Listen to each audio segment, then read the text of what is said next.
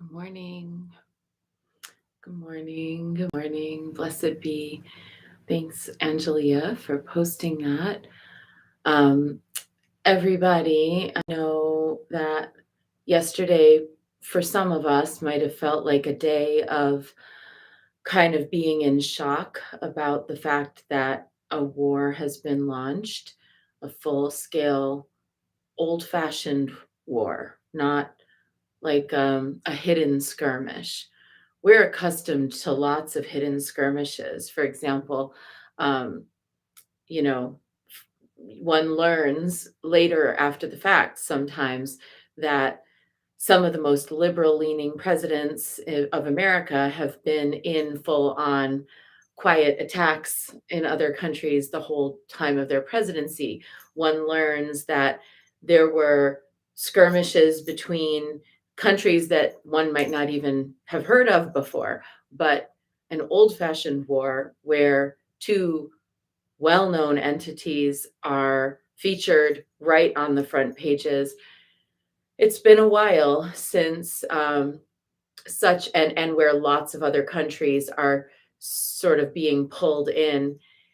It's been a while since there's been one of those, and probably a lot of us are feeling like today we woke up and the reality landed a little bit more. So, like yesterday, it's not like I didn't see the news. It's not like I haven't been watching.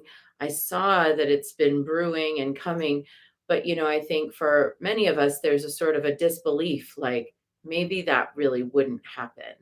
Like, really? Would they really do that? So now, today, I woke up and it's like kind of penetrated further into me, the knowing that this is going on, that this war is happening. And further, the fear that I think many of us have for the well being of the citizens of the Ukraine, particularly Kiev, which is now under siege. So I think for our purposes, we will be dedicating practice for the rest of this month to the people of the Ukraine, anyone negatively impacted by this battle, to the turning of our, you know, general global tendency toward greed and domination at the governmental level. Last night, in the Order of the Black Madonna, Molly pointed out that the Black Madonna of Russia is called Our Lady of Vladimir. And that's a town where the icon is held. And she had the really great idea, which I highly recommend anyone who is so inclined to do, which is to say a prayer to Our Lady of Vladimir to turn the mind and heart of the president of Vladimir Putin to peace or to transform the situation somehow. Um, so we'll be chanting for that for the rest of this month, and then in March we'll still hold that as an intention in our practice for peace, although we may not mention it every day. The other thing is that this coming Saturday, I'm going to be hosting a pop up sitting with the dead practice. And Kimberly, in Order of the Black Madonna last night, we totally covered all of that. Also praying for Russia and for the people of Russia who disagree with this activity and for everyone who's negatively impacted, for sure. But right now, I think the main focus is on those people who are being bombed. So that's that for our Guanyin practice to send them salvation and rescue. And my hope is that, of course, there will be the turning of hearts in Russia as well. Um, so the other thing that we're going to be doing is sitting with the dead on Saturday. The Sitting with the dead practice involves a very simple series of actions. We sit down, We light some incense if you're an incense burning person. We light a candle, we place out a glass of water, and then we read a prayer that was written by Byron Ballard, which is a prayer for the dead. And then um, we sit in silence for about 25 minutes and just meditate, pray, hold space for those who have passed on. And I was thinking about doing this anyway before this war broke out because of my friends who died and because the American Pluto return has opened a portal where many souls have gone through. I've watched person after person after person on my Facebook timeline and in other my clients and other people reaching out about the fact that they have somebody who's died. So we sit and we hold space, and particularly we work on helping any lost or wandering spirits to cross over into the oneness light and to have have peace so that they're no longer feeling stuck in this realm or plagued by unfinished business in their lives. And then at the end, we discuss if, we have a few minutes of if anyone wants to share. So I'm going to do that via Zoom. I'm going to post it in two places. I'm going to post it in the Sitting with the Dead group in the Goddess Temple app. So if you're not a member of that group in the app, please go join it. And I'm also going to post it in the Sitting with the Dead group in Facebook. And if you're not a member of that group, please feel free to go join it. You can request to join and I'll approve your request. The Sitting with the Dead group in the Facebook app shows a picture of an empty chair in case that's the one you're looking for. And obviously in the Goddess Temple app, there's no confusion. There's no other group that has any of those words in it. So that's what we're going to do to try and do our part. And I know that and maybe you feel this way too sometimes. I know that my inner skeptic says, "Ugh, what's prayer going to do for anyone?" Even though I'm a praying woman and have been for my whole life, and I've seen it work, and I've seen the evidence that prayer really makes a difference. But still, I sometimes have that inner skeptic, and I actually like that inner skeptic. I really love my inner skeptic. My inner skeptic is the one who lets me know if something that I'm experiencing that seems magical is either imaginary or if there's an actual event happening. Um, my inner skeptic is the one that demands that I see real world proof of any message that comes through, for example, so that I'm not just in my crazy head having my, imaginary thoughts. Not to say that there's anything wrong with having a vivid imagination, but I think as magical practitioners, we really have to be aware that there's a pretty fine line between actual devotional experience and wishful thinking. So, my inner skeptic flares up from time to time and says, "Well, what will praying even do in this situation?" But it's not about whether my particular prayer is going to do anything for anyone. If I were to think that way, that still places me and my ego and my need to see results about something at the center of what is fundamentally someone else's experience. So instead, I just do the action. I just pray anyway, even if I don't have any tangible proof that it's working. And I send the energy to the higher purpose of all beings, the benefit of all beings. And I trust that the intelligent mechanism of the universe will sort out what to do with the energy that I've contributed to the collective fund. I hope that makes sense for anybody out there who might be struggling with an inner critic or an inner skeptic and who feels like they might have a hard time envisioning that their prayer is useful. Because I certainly know what it feels like to be there. And for those who just believe in the power of prayer, yay, also good. And we're still dedicating to the benefit of all beings. So those are just two things that kind of crossed my mind stream this morning that I wanted to share before we got into practice. So now let's see, what messages does Guan Yin have for us today? Oh, I went to an index page.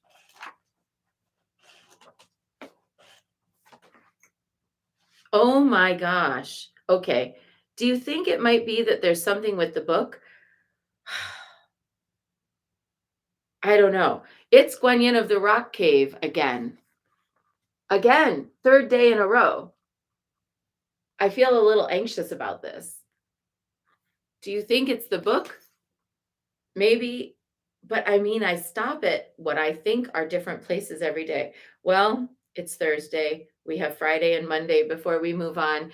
And who knows, maybe in the next 12 months until, or the next 11 months until we start February again, I can find some other version that will ensure greater variety. But that said, it's not like this isn't useful. I've now read this 2 days in a row, so I'm not going to actually read the whole thing again.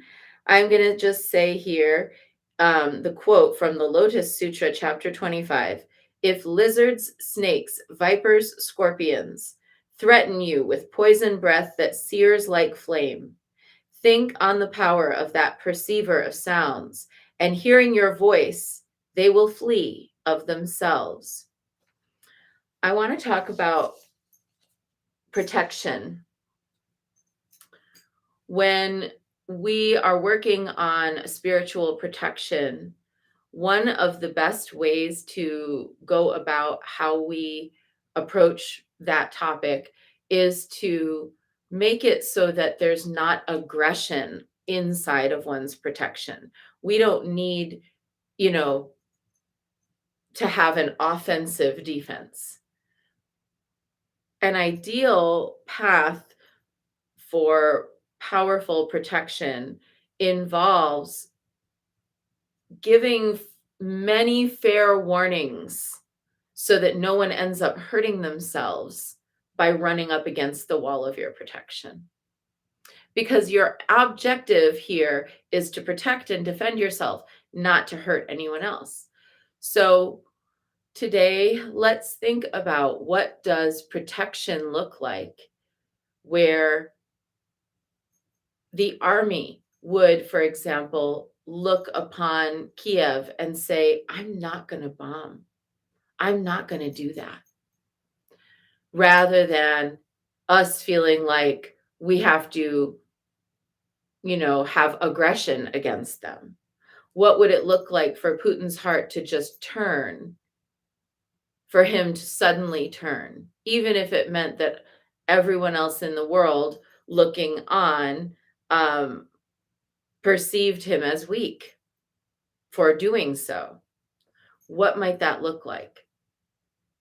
For him to accept the fundamental nature of his own and everyone's human frailty.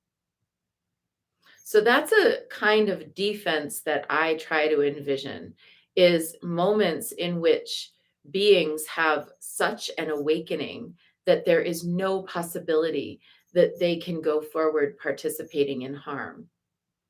And that way, then I'm not creating harm with my desire for defense or protection, because I don't want that karma and I don't want anyone to have that karma. If we create harm, we have to come back and rectify it. So the fewer harms anyone creates, even unintentionally, the better. So let's think today on the turning of hearts for the entire Russian army, for Vladimir Putin, for all of his advisors, for everyone who would aggress in this situation. That is a poison that I think can be transmuted. And I actually think that coming to that point of transmuting the poison of aggression is the only way that we actually have peace. Otherwise, what we have is basically cessation of war, which is not actually the same thing as peace. Peace has to be more active than the mere cessation of war. Peace has to involve a change of heart.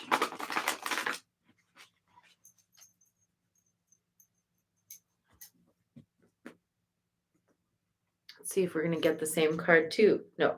Okay, the eight immortals. We have had them earlier this month, but let's see what they have to offer us now. The messages you've been receiving that are unconditionally loving, fearless, and encouraging of you to grow and be your true self are from your higher guidance. The eight immortals and other beings of divine light and divine love are guiding you. It is safe to follow their messages now. Doing so will bring you greater joy. Sometimes get ready for what this sentence is about to say, because it's like what I just said. Sometimes you may question whether you are in contact with genuine spiritual guidance or if you are engaged in wishful thinking. Genuine guidance is simple, clear, and repetitive. When you ask for confirmation, it comes. The more open you are, the more quickly the confirmation can reach you in the form of signs, conversations, and serendipitous happenings. In fact, confirmation and guidance can be instantaneous and from multiple unconnected sources. Like the universe is playing a joyful, loving game with you. The guidance will be uplifting and helpful. Sometimes it will ask you to take a step that feels challenging, yet true guidance always proves itself in that it only asks of you what is right and just for your highest good. It always serves the highest good of all involved in any situation, no matter what our fears might be. So, the other thing about, two things. One is that your highest good is not separate from the highest good of all. My highest good is not separate from the highest good of all. No one's highest good is separate from the highest good of all. It's only the highest good if it's the highest good of all. So, by creating a container of energy for the highest good of all in our practice and in our personal work as well, we are sending that out into the world and trusting the divine intelligence, which is more intelligent than we are, to sort that. That's one aspect. The other aspect I want to talk about in reference to the eight immortals is that they are Taoist. They were human, and they're really interesting. If you ever get a chance to go look up the eight immortals in Taoism, you will find they're really interesting. They're an amazing mix of beings. There's like a physician, and there's like an artist, and they're kind of artistic one, and then there's like a protective one. I don't remember all their eight names. There's one who's specifically depicted as genderqueer. There's others, there's a female one. And the eight immortals, were once human, and through their acts of service and heart, they transformed their lives and transformed their human experiences and became immortal. And in the Dharma, we have similar concepts of a human being attaining the rainbow body and becoming basically one with the oneness light and able to re-manifest at any point. So Yeshet Tsogyal is one of these. But what I was thinking about in reference to Taoism is that the Tao Te Ching, authored likely by Lao Tzu, that's what most historians believe, is that the Tao Te Ching has a section on leadership where Lao Tzu writes that the worst kind of leader is the one who is hated and feared. Second to that is the leader about whom people feel generally neutral. Third is the leader who people love, but the best leader is the one who is barely there and who empowers beings to be able to access success and well-being, And there's a very classic line from this section of the Tao Te Ching that says, and in the end, the people will say, we did it ourselves.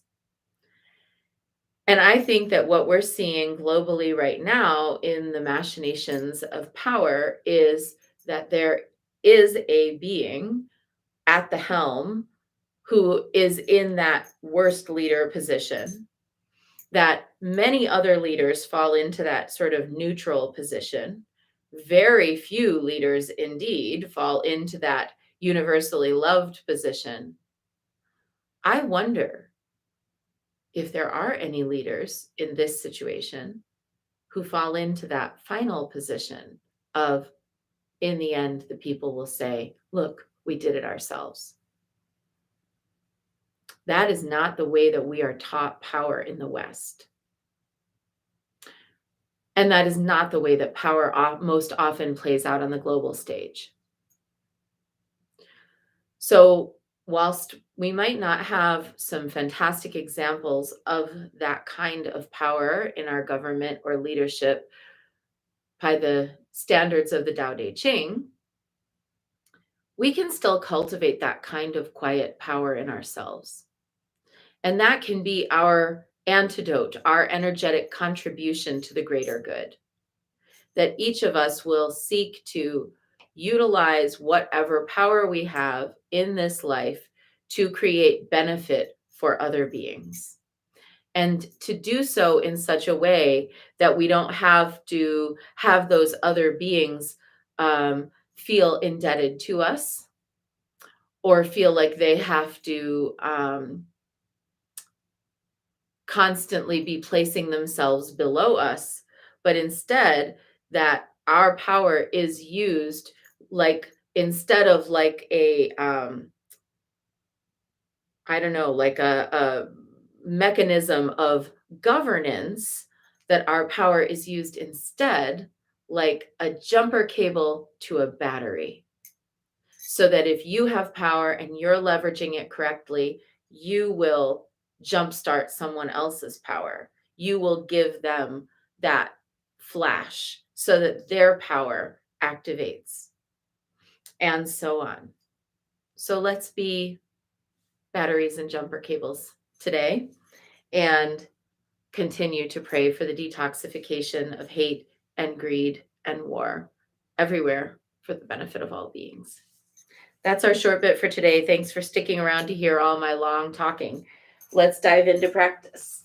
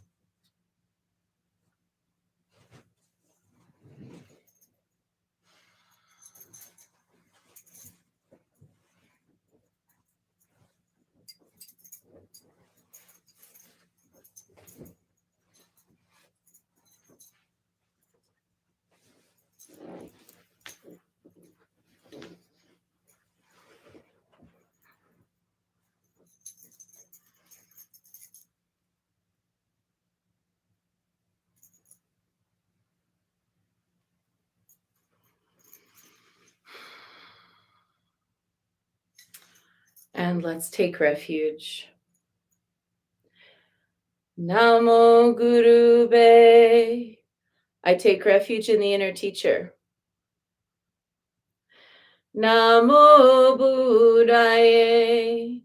I take refuge in the great mother of compassion. Namo Dharmaye. I take refuge in the wisdom of the ages. Namo Sanghaye. I take refuge in the community of practitioners. And let's set our intention today for the people of the Ukraine as well as for anyone who's suffering or struggling as a result of this war.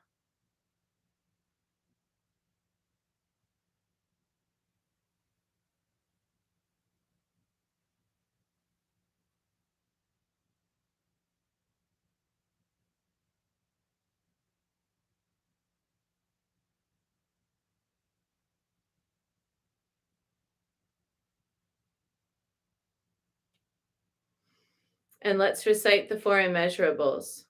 May I be a source of loving kindness in this world and all worlds, bringing a generous heart to all my thoughts and doings. May I be a vehicle of compassion in this world and all worlds, ever mindful and aware of the tremendous suffering of others. May I be a brimming vessel of joy in this world and all worlds, delighting in others as their suffering is alleviated. May I be a balance point of equanimity in this world and all worlds, seeing all as equals and all as deserving of goodness.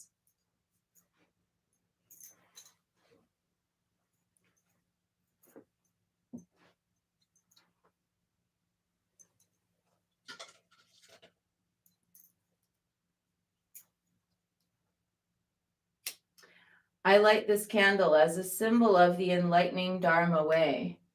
May it shine brightly for the benefit of all beings.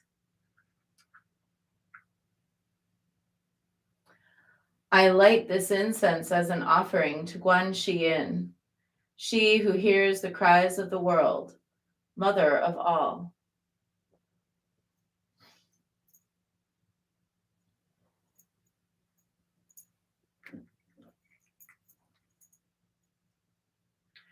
Omahung. Omahung.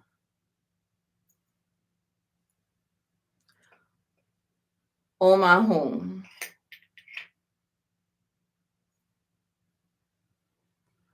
Omahung. Omahung.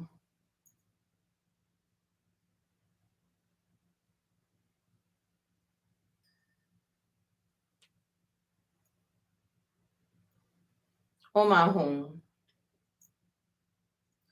Omahung.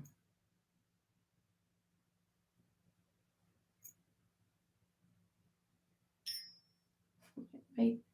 There we go. I guess it's just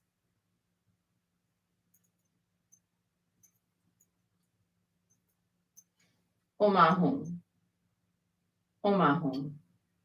Omahung. Omahung. Omahung. Omahung. Omahung.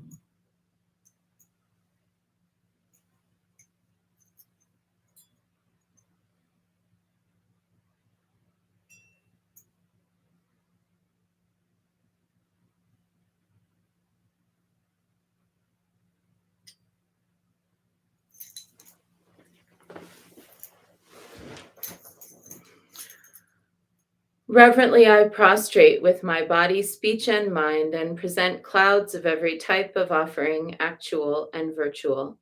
I confess all my destructive actions accumulated since beginningless time, and rejoice in the meditation of all holy and ordinary beings.